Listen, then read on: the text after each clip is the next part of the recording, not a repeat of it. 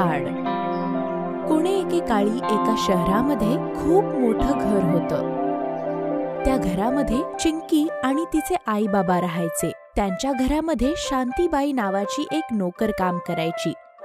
एकदा चिंकीचे बाबा संध्याकाळी घरी आले आणि चिंकीला म्हणाले, चिंकी, पुढच्या आठवड्यामध्ये तुझा वाढदिवस आहे.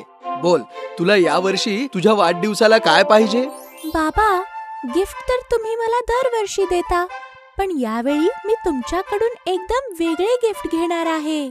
तर बोल, यावेळी तुला काय पाहिजे? यावेळी माझ्या वाढदिवसाला मला माझ्या मित्रांना खूप मोठी पार्टी द्यायची आहे. एवढंच? ठीक आहे, मी तुझ्यासाठी एक मोठी पार्टी करेन. चिंकीची आई शांतीबाईला म्हणाली, उद्या आपण घरी चिंकीच्या वाढदिवसाची पार्टी करणार आहोत. तू पण तुझ्या मुलांना पार्टीमध्ये नक्की आण, त्यांना खूप छान वाटेल. संध्याकाळी घराचे सर्व काम पूर्ण करून शांतीबाई आपल्या घरी गेली. घरी पोहोचल्यावर शांतीबाई तिच्या मुलाला म्हणाली, गट्टू, उद्या चिंकीचा वाढदिवस आहे, म्हणून मालकीनबाईंनी तुला घरी बोलावलंय पार्टीसाठी. दुसऱ्या दिवशी संध्याकाळ होताच गट्टू शांतीबाई सोबत चिंकीच्या वाढदिवसाच्या पार्टीमध्ये आला. इतकी मोठी पार्टी बघून गट्टू खूपच खुश झाला. इतकी मोठी पार्टी तर मी आजपर्यंत नाही बघितली. त्यानंतर चिंकीने केक कापला आणि सगळ्यांनी भरपूर केक खाल्ला. गट्टू सुद्धा केक खाऊन आणि कोल्ड्रिंक पिऊन खूप खुश होता. आणि मग जेव्हा पार्टी संपली तेव्हा चिंकीने रिटर्न गिफ्ट मध्ये सगळ्यांना एक एक चॉकलेट दिलं. गट्टू, माझ्या पार्टीमध्ये येण्यासाठी खूप खूप धन्यवाद. धन्यवाद चिंकी, तुझी पार्टी खूप मस्त होती आणि केक आणि कोल्ड्रिंक सुद्धा खूप मस्त होते. मग गट्टू चॉकलेटला बघून विचार करायला लागला. आज तर मी खूप खाऊ खाल्ला आहे. हे चॉकलेट मी उद्या खाईन. आणि गट्टू शांतीबाई सोबत आपल्या घरी आला. दुसऱ्या दिवशी शाळेतून आल्यावर त्याला चॉकलेटची आठवण आली. चला, आता चॉकलेट खाऊया. पण जसा गट्टूने चॉकलेटचा एक बाईट घेतला, त्याला ते चॉकलेट स्वादिष्ट वाटलं. हे चॉकलेट तर काल रात्रीच्या केक पेक्षा खूपच जास्त स्वादिष्ट आहे. पण जर मी हे सगळं आत्ताच खाल्लं तर मी उद्या काय खाणार? नाही नाही, मी याला एकदम नाही खाणार. त्याऐवजी मी याला रोज थोडं थोडं करून खाईल. आणि मग त्यांनी बाकी चॉकलेट सांभाळून ठेवलं.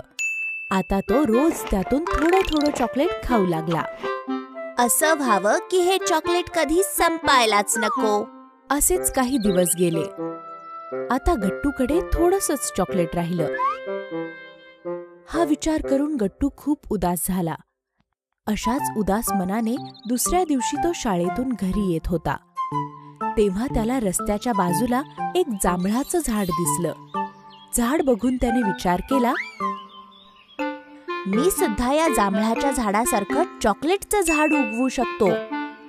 फक्त मला बाकी राहिलेल्या चॉकलेटला जमिनीत पुरून त्यावर पाणीच तर टाकावं लागेल.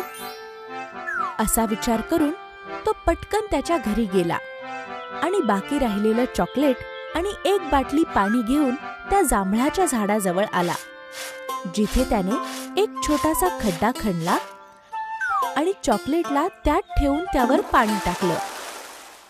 आता लवकरच माझे सुद्धा चॉकलेटचे झाड असेल आणि मी रोज पोट भरून चॉकलेट खाईन. त्याच वेळी एक म्हातारा माणूस तिथून जात होता. गट्टूला असं हसताना पाहून तो त्याच्या जवळ आला. काय झालं? तू असा एकटाच उभा राहून का हसतोयस? काका, मी माझ्या झाडाचा विचार करून खुश झालो आहे. तुझं झाड? म्हणजे हे जांभळाचं झाड तुझं आहे? नाही, जांभळाचं नाही. मी इथे जमिनीमध्ये काही चॉकलेट पुरलं आहे. आता इथे माझे चॉकलेटचे झाड उगवेल. काय? हो काका. मी खुश झालेलो नाही. मी तर तुझ्या बावळटपणावर हसतोय. म्हणजे काय?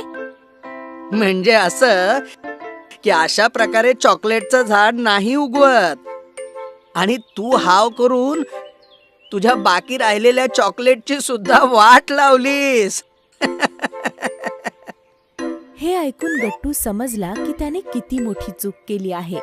हे मी काय केलं? हवेपोटी मी बाकी राहिलेल्या चॉकलेटची सुद्धा वाट लावली.